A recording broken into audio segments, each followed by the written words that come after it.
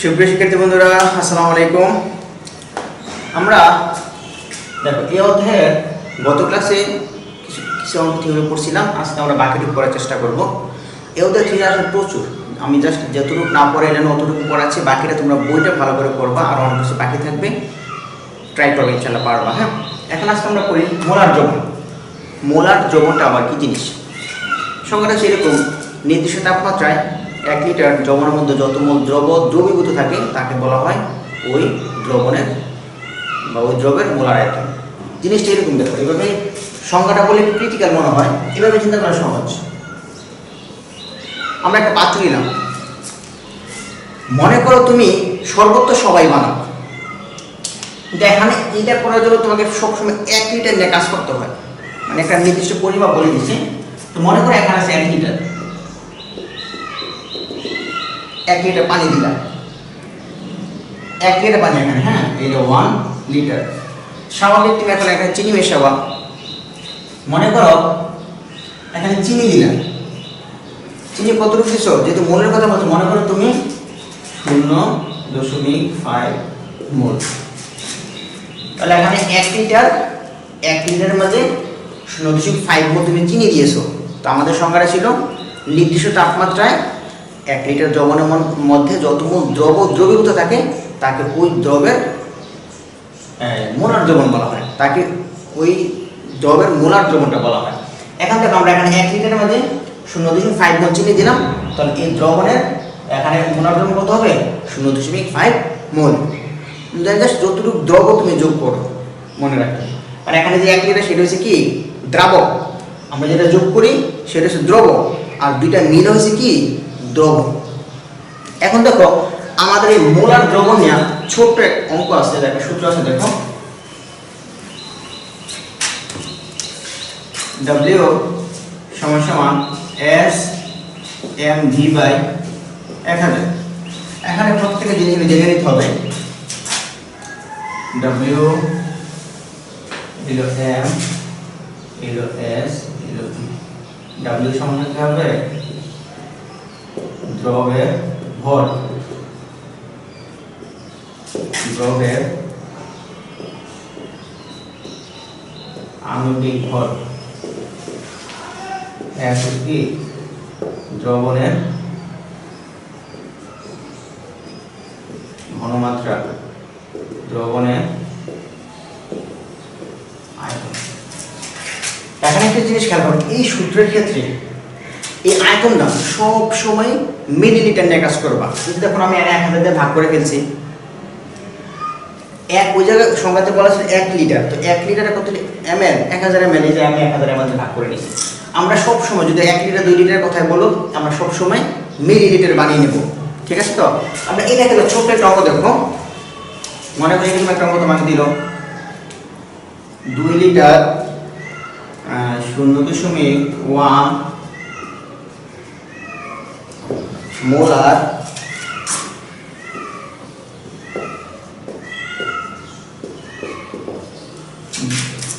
দ্রবণের মধ্যে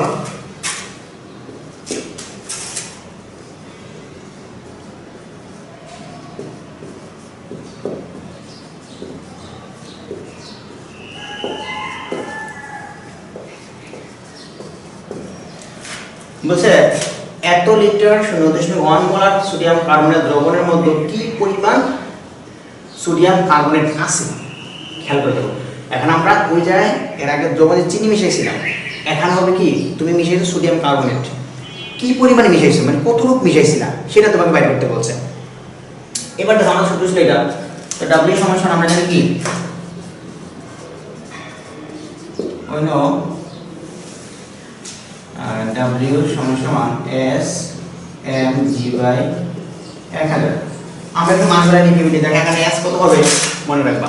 আমি লিখছি এখন দ্রবণের ঘনমাত্রা, দ্রবণের ঘন, এই যে দেখেন যত মোলারের কথা বলা হয় সেইটা দ্রবণের ঘনমাত্রা 0.1 মোলার, তাহলে S সমান কত? S সমান 0.1। এই বড় হাতের m যেটা, বড় হাতের দ্রবের আণবিক ভর, এখন তুমি কি মিশাইছো? Sodium carbonate. সোডিয়াম কার্বনেটের আণবিক ভরটা বের করো। তার আগে Na2CO3, তো সোডিয়াম হচ্ছে 23। গত ক্লাসে কিন্তু আমি পারমাণবিক ভরগুলো লিখে দিয়েছিলাম, এগুলো অবশ্যই মুখস্থ করতে হবে। দেখো সোডিয়াম 23 গুণ, এখানে দুইটা আছে, 2 দিয়ে গুণ করতে হবে, প্লাস কার্বন 12, অক্সিজেন 16 গুণ 3, 23 গুণে 46 প্লাস 12 প্লাস 3 16 48, 8 দিয়ে 10 16 হাতে 1 5 6 6 10, 106। তো আমরা এখানে এই যে m পেয়ে গেলাম কত গ্রাম, বড়দের সমান 106। ওকে, ভি মানে আয়তন, কিসের আয়তন? যৌবনের আয়তন। এই যে দেখো 2 লিটার, খেয়াল করছো? তো 2 লিটার আমরা কি করব, তাহলে আমরা ভি এর মানটা পেয়ে গেছি। ভি সমান সমান 2 লিটার। 2 লিটারকে আমরা মিলিলিটার বানাই কত হবে, 2 গুণ 1000, এই 2000 ml। এখন তুমি ডাব্লিউ পরিমাণ বাইর করবে, এটা ডাব্লিউ সমান কি হবে দেখো, এস এর মান কত পেলাম, 0.1 গুণ বড় হাতের m কত পেলাম, বড় হাতের m কই, 106 গুণ আয়তন কত পেলাম, 200 ml, সেটা 2000, আর নিচে হচ্ছে এই। এখন জাস্ট ক্যালকুলেট করে দাও, দেখি কত আসে।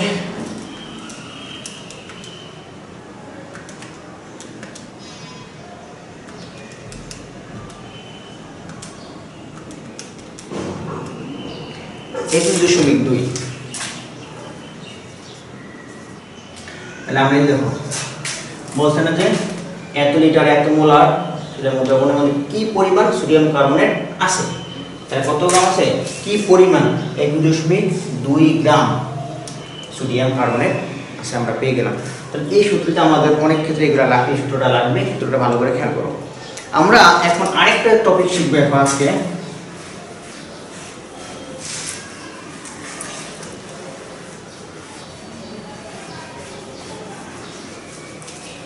এই অধ্যায়ের মানে মোস্ট ফেভারিট বলো, সবচেয়ে জনপ্রিয় বলো, সবচেয়ে ইম্পর্টেন্ট বলো, সেটাই লিমিটিং বিক্রিয়া। খুবই খুবই গুরুত্বপূর্ণ, যারা বোর্ড প্রশ্ন সলিউশন করো তারা দেখতে পাবা, সব ক্ষেত্রে এটা লাগবে আমাদের। ওটা কি লিমিটিং,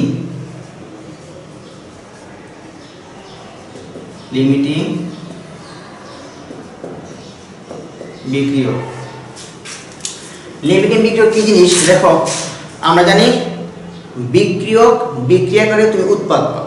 এক প্রশ্ন ছিল, মনে করো 2টা বিক্রিয়ক তোমাকে দেওয়া হলো, যে কোনো 2টা তুমি বিক্রিয়া করলা, এর মাঝে কি হলো, একটা বিক্রিয়ক শেষ হয়ে গেল, বাট আরেকটা বিক্রিয়ক কিছু অংশ আছে। তো মনে রাখবা, যে বিক্রিয়াটা পরিপূর্ণ বিক্রিয়া করে ফেলে, কোনো অবশিষ্ট থাকে না, সেটাকে বলে আমরা লিমিটিং বিক্রিয়ক। একদম ক্লিয়ার হিসাব নিকাশ। তাহলে সহজে বলতে পারো, বিক্রিয়ায় যে বিক্রিয়কটি অবশিষ্ট থাকে না, পুরোপুরি বিক্রিয়া অংশগ্রহণ করে, তাকে বলা হয় কি লিমিটিং বিক্রিয়ক। আমরা প্রথমে একটা সহজ হিসাব নিকাশ করি। দেখো, যে কোনো একটা বিক্রিয়া তুমি চিন্তা করো, মানে একটা বিক্রিয়া দেখো, magnesium plus oxygen, magnesium oxide. আর এগুলো ক্ষেত্রে অবশ্যই বিক্রিয়া সমাধান করে নিতে হবে, একদম মাস্ট। এই এই বিক্রিয়া সমাধান হয়ে গেল, এটা একটা সমাধানকৃত বিক্রিয়া।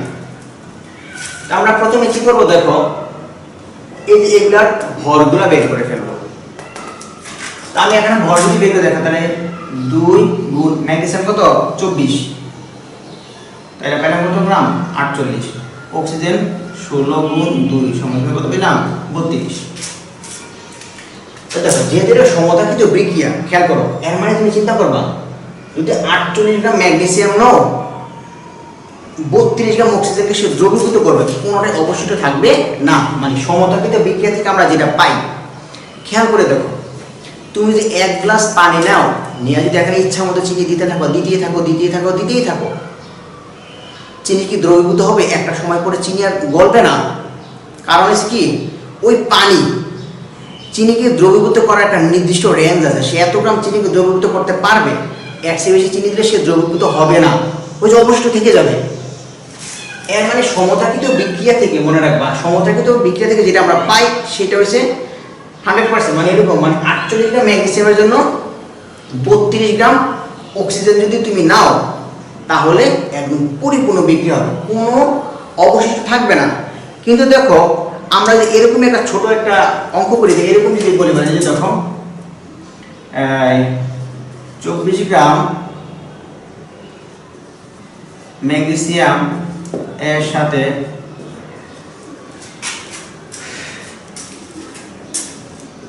10 গ্রাম অক্সিজেন বিক্রিয়া করে 25 গ্রাম ম্যাগনেসিয়াম অক্সাইড পাওয়া গেল।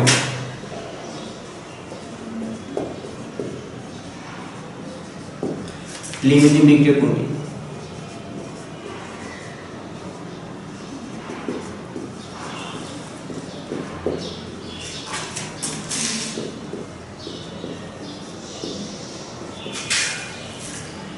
দেখো লিমিটিং বিক্রিয়ার জন্য বাইরে করার জন্য আমাদের উৎপাদ নিয়ে কোনো কাজ করতে হয় না, শুধু তুমি বিক্রিয়াটা সমাধান করে বিক্রিয়কের সাথে বিক্রিয়কের তুলনা হবে, কারণ লিমিটিং বিক্রিয়া আমাদের উৎপাদ নিয়ে কোনো কাজ করার প্রয়োজন নেই। এইবার দেখো আমার অঙ্ক ছিল এরকম, এখানে 24 গ্রাম ম্যাগনেসিয়ামের সাথে 10 গ্রাম অক্সিজেন বিক্রিয়া করে 35 গ্রাম ম্যাগনেসিয়াম অক্সাইড পাওয়া গেল। লিমিটিং বিক্রিয়া কোনটি? তাহলে এখন প্রশ্ন ছিল লিমিটিং বিক্রিয়া কোনটা, সেটা তোমার বাইর করতে হবে। এই অঙ্কের জন্য তোমাকে এটা করতে হবে। প্রথমে তুমি চিন্তা করবা ম্যাগনেসিয়ামের সাথে অক্সিজেন বিক্রিয়া করছে, বললাম ম্যাগনেসিয়ামের সাথে অক্সিজেন উৎপন্ন করছে কি ম্যাগনেসিয়াম অক্সাইড, এই যে ম্যাগনেসিয়াম অক্সাইড। তারপরে তুমি সমতা করবা, তারপরে এই ভরগুলো বের করে দিবা। এরপরে তুমি চিন্তা করবা, দেখো সমতাকৃত সমীকরণ থেকে আমরা যেটা পাইছি 48 গ্রাম ম্যাগনেসিয়ামের জন্য অক্সিজেন প্রয়োজন কয় গ্রাম? 32 গ্রাম। এটা একদম ফিক্সড মান, সবসময় আমাদের সমীকরণ থেকে অঙ্ক করে শুরু করতে হবে। তাহলে সমতাকৃত সমীকরণ থেকে আমরা বলতে পারি 48 গ্রাম ম্যাগনেসিয়ামের জন্য অক্সিজেন প্রয়োজন কত গ্রাম? 32 গ্রাম। তো এখানে আমাদের কত গ্রাম? 24 গ্রাম ম্যাগনেসিয়ামের জন্য অক্সিজেন 10 গ্রাম। আমরা এটা অ্যাকচুয়ালি আসলে 24 গ্রামের জন্য 10 গ্রাম অক্সিজেন লাগে, বেশি লাগলো না কম লাগলো সেটা আমরা বুঝতে পারতেছি না, আমরা সেটা অঙ্ক করে বাইর করবো। প্রথমে তুমি এইভাবে লিখবা, একবার সমতাকৃত বিক্রিয়া থেকে 48 গ্রাম ম্যাগনেসিয়াম এর জন্য অক্সিজেন প্রয়োজন কত গ্রাম? 32 গ্রাম। এটা কিন্তু আমাদের একদম বিক্রিয়া থেকে লাগছে সব সময়। এরপর সুতরাং 1 গ্রাম, সুতরাং 24 গ্রাম। সুতরাং 1 গ্রাম ম্যাগনেসিয়ামের জন্য অক্সিজেন প্রয়োজন নিঃসন্দেহে কম হবে, আমরা ভাগ করে দিলাম। সুতরাং এখানে কত গ্রাম ইউজ করা হয়েছে? 24 গ্রাম। 24 গ্রাম ম্যাগনেসিয়াম এর জন্য অক্সিজেন প্রয়োজন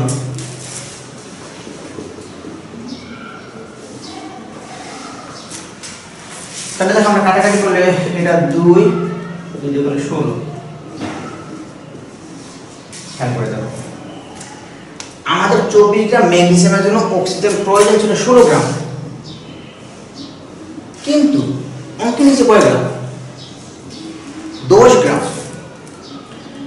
এর মানে 24 গ্রাম ম্যাগনেসিয়ামে 16 গ্রাম অক্সিজেনকে দ্রবীভূত করতে পারে, কিন্তু এখানে নেওয়া হচ্ছে মাত্র 10 গ্রাম। তাহলে জিনিসটা খেয়াল করো, তাহলে অবশিষ্ট থাকার প্রশ্নই আসে না, কারণ সে তো অলরেডি 16 গ্রামকে দ্রবীভূত করতে পারে। যদি 16 অথবা এর চেয়ে কম তুমি দাও 100% দ্রবীভূত হয়ে যাবে। যদি আমি 16-র চেয়ে বেশি দিই, 17 গ্রাম দিই, তো এখানে যে আমি 17 গ্রাম অথবা 18 গ্রাম যদি দিতে মনে করো আমি লিখলাম যে এখানে 18 গ্রাম কাজ করি, তাহলে মনে রাখবা আমরা অঙ্ক করে দেখলাম 24 গ্রামের জন্য মানে 24 গ্রাম ম্যাগনেসিয়াম 16 গ্রামকে দ্রবীভূত করতে পারে। যদি তুমি এখানে এই 18 গ্রাম নাও, মনে রাখবা সে ওই 16 গ্রামকে দ্রবীভূত করবে, ওই যে 2 গ্রাম বেশি নিয়েছে না, 2 গ্রামকে সে দ্রবীভূত করতে পারবে না, একদম ফিক্সড হিসাব নিকাশ। কিন্তু দেখো এর মানে আপাতত এটা রেখে দিলাম, কিন্তু এখানে নেওয়া হচ্ছে 10 গ্রাম, আর আমি অঙ্ক করে দেখলাম যে সে 16 গ্রাম অক্সিজেনকে দ্রবীভূত করতে পারে, তাহলে কি 10 গ্রাম অবশিষ্ট থাকবে? কখনোই না। 10 গ্রাম পুরোপুরি বিক্রিয়া অংশগ্রহণ করবে। ওকে না, এর মানে আরেকটা জিনিস খেয়াল করো, জাস্ট বোঝার জন্য লিমিটিং বিক্রিয়া কোনটা লিমিটেড, মানে কার সীমাবদ্ধতা আছে। অ্যাকচুয়ালি দেখো 24 গ্রামের জন্য লাগে তুমি অঙ্ক করে দেখো 16 গ্রাম, এতটা প্রয়োজন ছিল, কিন্তু এখানে অক্সিজেনকে 16 গ্রাম নিচে নিজেদের কম, মানে অক্সিজেনটা কম আছে, মনে রাখবা যেটা কম নেওয়া হয় সেইটাই তোমার লিমিটিং বিক্রিয়ক। আর ওটা শেষ হয়ে যাবে বিক্রিয়া করে, ওটা থাকবে না, থাকবে কিন্তু ম্যাগনেসিয়াম। কারণ 24 গ্রামে তো 16 গ্রাম দ্রবীভূত করে, এখানে তুমি দিচ্ছ 24 গ্রামের সাথে 10 গ্রাম, তাহলে সে 10 গ্রামকে দ্রবীভূত করবে, নিশ্চয়ই আরো 24 গ্রামের ম্যাগনেসিয়াম আর অবশ্যই থেকে যাবে, এবং আরো 6 গ্রাম অক্সিজেনকে দ্রবীভূত করার জন্য আর যতটুকু ম্যাগনেসিয়াম প্রয়োজন ছিল ওটা কিন্তু ওই অতটুকু ম্যাগনেসিয়াম এখানে থেকে যাবে। তাহলে আমরা এখান থেকে বুঝতে পারতেছি অক্সিজেন অবশেষ থাকবে না, অক্সিজেন পুরোপুরি বিক্রিয়া অংশগ্রহণ করবে এবং নিঃশেষ হয়ে যাবে, কোনো অবশিষ্ট থাকবে না। তাই আমরা বলতে পারি কি অক্সিজেন এখানে লিমিটিং বিক্রিয়ক। লিমিটিং বিক্রিয়কটা আমরা এভাবে বের করব, মনে থাকবে। এবং লিমিটিং বিক্রিয়ক সাপেক্ষে আমার উৎপাদন আমরা কম পাবো, কারণ 24 গ্রাম ম্যাগনেসিয়ামের সাথে 16 গ্রাম অক্সিজেন বিক্রিয়া করে যে পরিমাণ ম্যাগনেসিয়াম অক্সাইড পাওয়ার কথা ছিল, কিন্তু এখানে তো 16 গ্রাম নাই, দিলাম তো 10 গ্রাম। 10 গ্রাম নেওয়ার কারণে উৎপাদন আমরা কি পাবো, কম পাবো। এরকম অঙ্ক আমরা পাবো। ভালো করে খেয়াল করে আমরা কিভাবে লিমিটিং বিক্রিয়কটা বাই করতে হয়, এবং লিমিটিং বিক্রিয়ক কম নেওয়ার কারণে আমার উৎপাদন কিন্তু কম হয়। অঙ্কগুলো আমরা পরে নেক্সটে দেখতে পাবো, বাসায় এটা আর একটু ভালো করে অ্যানালাইসিস করবো এবং করবা। আর একটা ছোট্ট জিনিস আমি তোমাদেরকে এখন দেখাবো, দেখো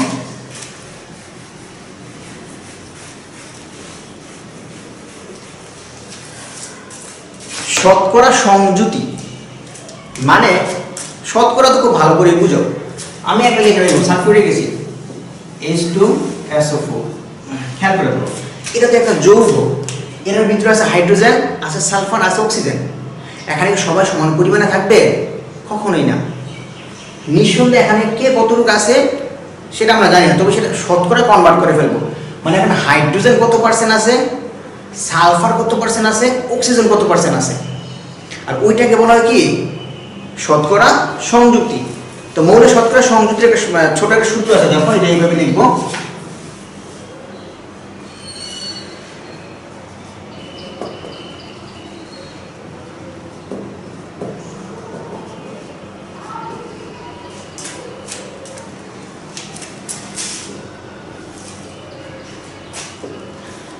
আমাকে প্রথমে মৌলের পারমাণবিক ভর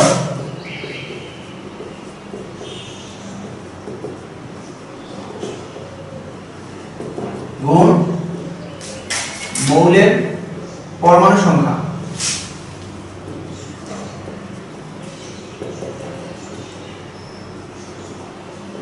গুণ 100% নিশ্চয় কিন্তু যৌগের উপর, যৌগের আণবিক ভর। দেখো সূত্রটা এটা, সূত্রটা ইচ্ছা করলে তুমি নিজে বানাইতেও পারো, আমরা ঐকিক অঙ্ক দিয়ে সূত্রটা বানাইতে পারি, বাসার চেষ্টা করবা, দেখ পারবা। এখন এটাতে তোমাকে বলবো, আমি একটা প্রশ্ন করলাম, এই সালফিউরিক অ্যাসিডে হাইড্রোজেন কত পার্সেন্ট, সালফার কত পার্সেন্ট, অক্সিজেন কত পার্সেন্ট, আমি একটা বের করে দেখাচ্ছি, বাকিগুলো তোমরা বাসায় নিজে নিজে বের করবা। তো মনে করো আমি হাইড্রোজেনটা নিয়ে কাজ করবো, এভাবে লেখো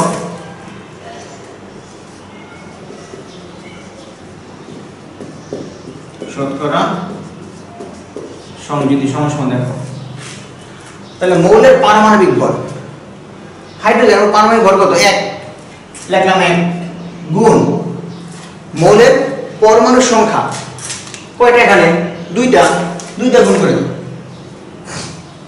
যৌগের আণবিক ভর। ও এখন আমার সালফিউরিক অ্যাসিডের আণবিক ভর বের করতে হবে, এটা নিজে নিজে করবো, আমি এর আগে অনেকগুলো করে দিচ্ছি। সালফিউরিক অ্যাসিডের আণবিক ভর হবে কত, 98, বাসা অবশ্যই করে দেখবা, হ্যাঁ অবশ্যই বাইর করবা।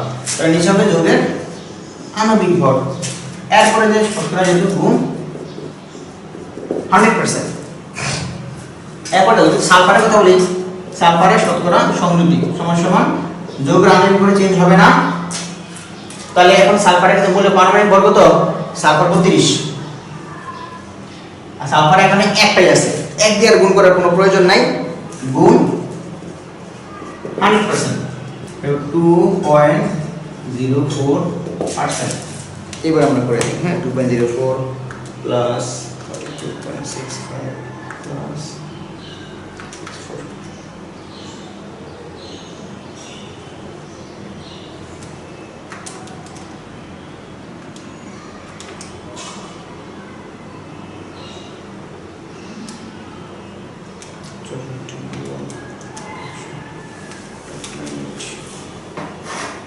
65.30 আসে, এটাও তো ভুল হয়েছে আমাদের, ক্যালকুলেশন ভুল হয়ে গেল, দিলাম 65.30। এবার আমরা যোগ করে দেখি কতটুকু দাঁড়াইছে। হ্যাঁ, প্লাস 32.65 প্লাস 2.04, হ্যাঁ 99.99, মানে একটু সমস্যা নেই, এগুলো হয় 100% হতে পারে, সামান্য পয়েন্ট ঠিক হতে পারে। তো এটা আমরা পাইলাম মৌলের, মানে একটা যৌগ থেকে একটা মৌল কোনটা কত পার্সেন্ট আছে বাইর করার, এটা বাইর করার একটা পদ্ধতি, এবং এটাকে বলে শতকরা সংযুতি। আরেকটা জিনিস মনে রাখবো, আবার শতকরা সংযুতি থেকে আমরা ওই যৌগটা বাইর করতে পারি। ওইটা বাসায় ট্রাই করবা, ইনশাআল্লাহ সুযোগ পেলে আমি তোমাদেরকে শিখিয়ে দেবো, অথবা সৃজনশীল যখন কমপ্লিট করবো তখন শতকরা সংযুতি থেকে একটা মৌল বা একটা যৌগ কীভাবে বাইর করে, একটা যৌগের সংকেত কীভাবে বাইর করে সেটা আমরা দেখাবো। হ্যাঁ, ঠিক আছে। এই না আমাদের ষষ্ঠ অধ্যায়ের থিওরি। এই অধ্যায় একটু ক্রিটিক্যাল এবং ম্যাথমেটিক্যাল টার্ম, আশা করি যারা ভালো বুঝতে পারো এই অধ্যায়টা অনেক সহজ, আর যদি না বুঝো নিঃসন্দেহে কখনো ভালো কিছু বলবো না, সেটা আমি বুঝতে পারি। বাসায় ট্রাই করবা, বইটা খুব ভালো করে পড়বা, আমি যেগুলো পড়াইছি এগুলো একটু বাসায় দেখবা, লিখবা। আজকে এই পর্যন্তই, আল্লাহ হাফেজ।